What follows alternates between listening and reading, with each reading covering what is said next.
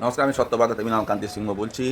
আমি মহামান্য প্রধানমন্ত্রীকে বলতে চাই, আমাদের মালদাতে যেদিন ঘটনা ঘটলো, জজদেরকে যখন 7 ঘন্টা ধরে আবদ্ধ করে রাখলো, তখন প্রশাসন কোথায় ছিল, আর্মি কোথায় ছিল? এই প্রশ্নের উত্তর আপনি অবশ্যই চাইবেন।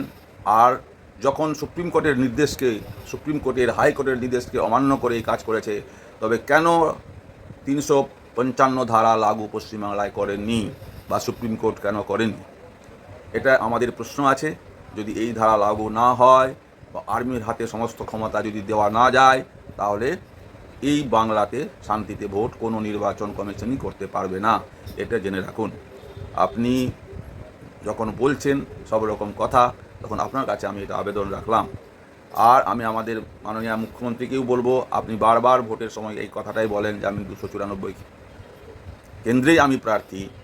তো যখন জিতে যায়, তারপরে যে এমএলএ সব অন্যায় করে, চুরি করে, জেল যায়, তখন তো আপনি দায় নেন না। তখন তো আপনি ব্যবস্থাও নেন না।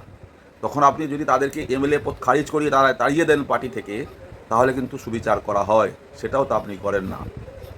আপনি কই জেল খেটে খেটে যারা এসছে তাদেরকে পার্টি থেকে তাড়িয়ে কই দিয়েছেন? এমএলএ পদ থেকে খারিজ করে কই দিয়েছেন?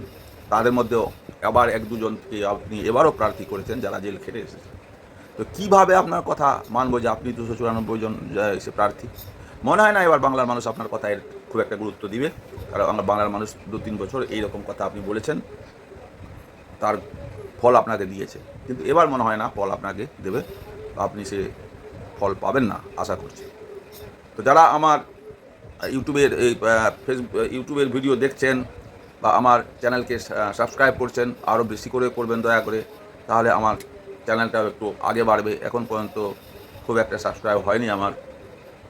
আর আমি যেটা দুজন মহামান্য একটা প্রধানমন্ত্রী, একটা মাননীয় মুখ্যমন্ত্রী যে কথাগুলো বলেছেন, তাদের উপরে যে বললাম, আপনাদের কীরকম লাগছে, কেন ভালো না খারাপ, সেটা কমেন্টের মাধ্যমে জানাবেন। যদি ভালো লাগে তো লাইক, শেয়ার এবং সাবস্ক্রাইব আরও বেশি করে করবেন। নমস্কার।